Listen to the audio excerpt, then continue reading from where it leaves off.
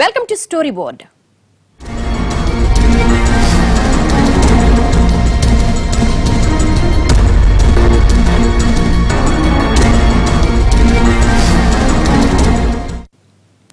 ముంబై, ఢిల్లీ, బెంగళూరు, హైదరాబాద్, చెన్నై అన్ని విశ్వనగరాలే. కాకపోతే అన్నిటికీ ఓ కండిషన్ అప్లై అవుతుంది.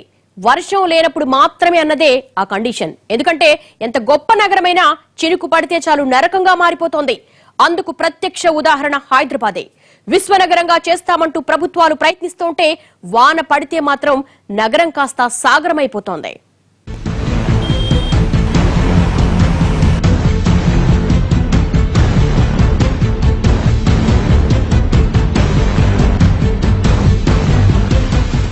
హైదరాబాద్ నెత్తిన భారీ వర్షం, నడిసంద్రమైపోయిన భాగ్యనగరం.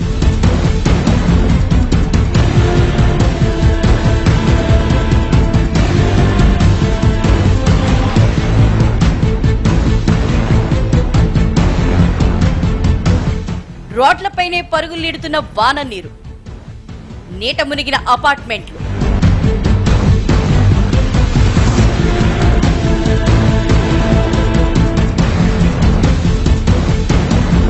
ఏం చెప్పాలి, ఎలా చెప్పాలి?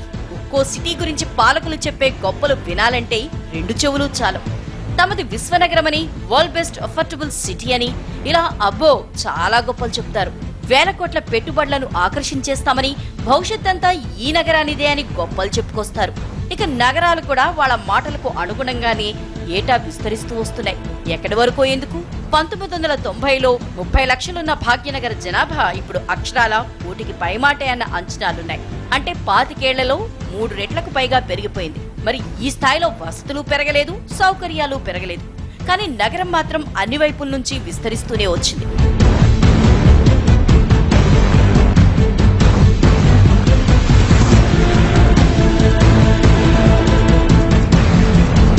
మామూలు రోజుల్లో సిటీలో కీలక ప్రాంతాల్లో ట్రాఫిక్ జామ్ జనాలకు చుక్కలు చూపిస్తుంది. అదే పొరపాటున చిన్న చినుకు పడితే ఇక వాహనదారుల అవస్థలు దేవుడికే తెలియాలి. కానీ భాగ్యనగరం మీద వరుణుడు పగబట్టాడు. గత 2 రోజులుగా కుండపోతతో దండయాత్రలు చేస్తూనే ఉన్నాడు. కారణం ఉపరితల ఆవర్తన ద్రోణి కావచ్చు, లేదా అల్పపీడనం కావచ్చు, కాకపోతే బంగాళాఖాతంలో పుట్టిన తుఫాన్ కావచ్చు. రీజన్ ఏదైనా సరే సీజన్లో మాత్రం దంచుకొట్టేస్తున్నాడు. తాజాగా కురిసిన భారీ వర్షానికి నగరం కాస్త సాగరమైపోయింది.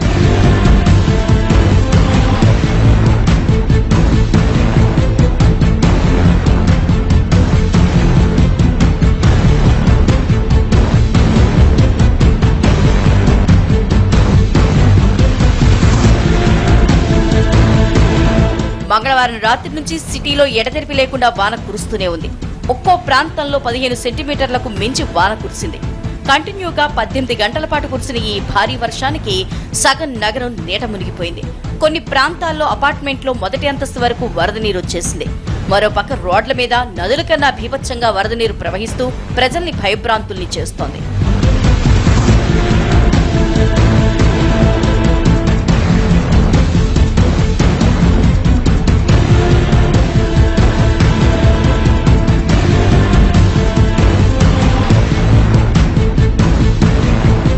వర్షం రాబోతోందంటే చాలు సిటీ జనం ఉడికిపోతున్నారు. ఎందుకంటే రెక్కాడితే కాని డొక్కాడని పొడుగు జీవుల పాలిట శాపంగా పరిణమిస్తోంది వర్షం. పొద్దున్నే ఆఫీసులకు బయలుదేరే టైంకి ఏమాత్రం చినుకు పడినా ఇక గంటల గంటలు ట్రాఫిక్ జాములతోనే గడిచిపోతుంది. ఇక సాయంత్రం వేళల్లో వర్షం పడితే ఆపై ట్రాఫిక్ జాములతో కిలోమీటర్ల దూరం దాటడానికే 2-3 గంటలు పడుతోంది. ఇక పొరపాటున ట్రాఫిక్ లో చిక్కుకున్న వాళ్ళు పడే నరకం చూస్తే దేవుడా ఏంటి నాకు ఈ దుస్థితి అనేంత దయనీయంగా ఉంటుంది.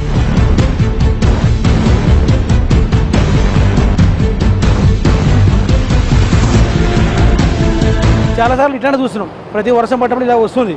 ఇక్కడ కాకుండా ముంగటి కూడా వస్తుంది. ప్రభుత్వం వాతావరణ శాఖ హెచ్చరించింది, అయినప్పటికీ అధికారులు మాత్రం ఏం చేయలేదు. డ్యూటీలకు వెళ్ళలేని పరిస్థితిలో ఉన్నారు. ప్రతి ఒక్కరు కూడా గల్లీలోకి వాటర్ వచ్చేసి ఈ మ్యాన్హోల్స్ అన్ని ఓపెన్ అయిపోయి గల్లీలో ఇంటి లోపల కూడా వాటర్ వెళ్ళిపోయి చాలా మంది వరకు ఇబ్బంది పాల్పడుతున్నారు. హైదరాబాద్ అంటే the most affordable city in the country అని గొప్పలు చెప్పుకోవడానికి పాలకులంతా ముందుంటారు. కానీ ఆ సిటీ వెనక చిత్రాలు మాత్రం ఇలా చినుకు పడితేనే తెరపైకొస్తాయి. ఒక్కసారి వర్షం పడితే చాలు సిటిజన్లు ఉనికిపోతున్నారు. బయట కాలు పెట్టాలంటేనే భయపడుతున్నారు. ఇక రాత్రి వేళలో వర్షం కురిసింది అంటే లోతట్టు ప్రాంత వాసులకు భయజాగారాలు తప్పటం లేదు. నానా ఇబ్బందులు అవుతున్నాయి. ఇదే ఎత్తి పుస్తకం అవుతుంది మాకు. అక్కడ నీళ్లు పోతలేవు, హుషాన్ సాగర్ నీళ్లు పోతలేవు. ఇగో ఇదే బతుకున్నది మాది. పొద్దున్న చేస్తే ఇదే పని. ఎంత దయనీయమైన పరిస్థితి అంటే అంత దయనీయమైన పరిస్థితి. చూస్తేనైతే అసలు ఒక 5 సంవత్సరాల నుండి కూడా నేను నిజాంపేటలో 5 సంవత్సరాల నుంచి ఉంటున్నాను. ఈ రోజు వరకు కూడా ఇలాంటి పరిస్థితి ఎప్పుడు చూడలేదు. ఉప సర్పంచ్కి, సర్పంచ్ గారికి వీళ్ళందరికీ ఫోన్ చేస్తున్నాము. ఎవరు ఫోన్ చేసినా కానీ స్విచ్ ఆఫ్లో వస్తున్నాయి. ఎవరికొరు కూడా ఇప్పటి వరకు వచ్చేసి చూసి ఇది పరిస్థితి ఏంటి అనేది పట్టించుకున్న వాళ్ళు అయితే ఎవరు లేరు. గంటలు వేస్తే ఫుల్ వాటర్ ఇదంతా బయటకు రావడానికి చాలా ఇబ్బందిగా ఉంది. తాగడానికి వాటర్ కానీ పాలు కానీ చాలా ఇబ్బందిగా ఉంది. పిల్లలు కూడా చాలా సఫర్ అవుతాం. ఈ కెమికల్ అనేది ఇంకా చాలా దారుణంగా తయారైంది. సిటీలో కష్టాలే ఉంటాయంటే వర్షం పడ్డాక తెలుస్తుంది అసలు సిటీ అంటే ఏంటో. ఒక్క వానతో రోడ్లన్నీ కొట్టుకుపోయి గొంతలు రాళ్లు పైకి తేల్తాయి. ఇక ఆ రోడ్ల మీద ప్రయాణం చేస్తుంటే వెన్నుపూసలు విరిగిపోతాయి. ఇక వర్షం పడ్డాక సాయంత్రం బయటకొస్తే చాలు ఏది రోడ్డో ఏది మ్యాన్హోలో కూడా తెలీదు. ఇప్పటి వరకు భారీ వర్షాల తర్వాత నగరవాసుల్ని మింగేసిన మ్యాన్హోళ్ల లెక్కలు తీస్తే కళ్ళు బైర్లు కమ్ముతాయి. అంతేకాదు ట్రాఫిక్ జామ్లలో గంటల పాటు చిక్కుకుపోతున్నారు.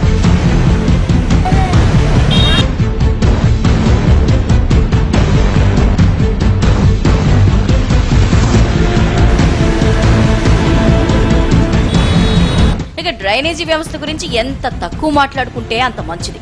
ఎప్పుడో శతాబ్దాల కిందట వేసిన డ్రైనేజీ వ్యవస్థనే ఇప్పటికీ వాడుకుంటున్నారు. దీంతో చుట్టూ ఎన్ని చెరువులున్నా వర్షపు నీరంతా రోడ్లపైనే పారుతుంది. దీంతో డ్రైనేజీ నీళ్లు కూడా కలిసి ప్రజలకు లేనిపోని రోగాలు తెచ్చిపెడుతున్నాయి. గడిచిన నెల రోజులుగా సిటీలో వైరల్ ఫీవర్లు విజృంభిస్తున్నాయంటే అస్తవ్యస్తంగా ఉన్న డ్రైనేజీ వ్యవస్థ కూడా ఒక కారణమే.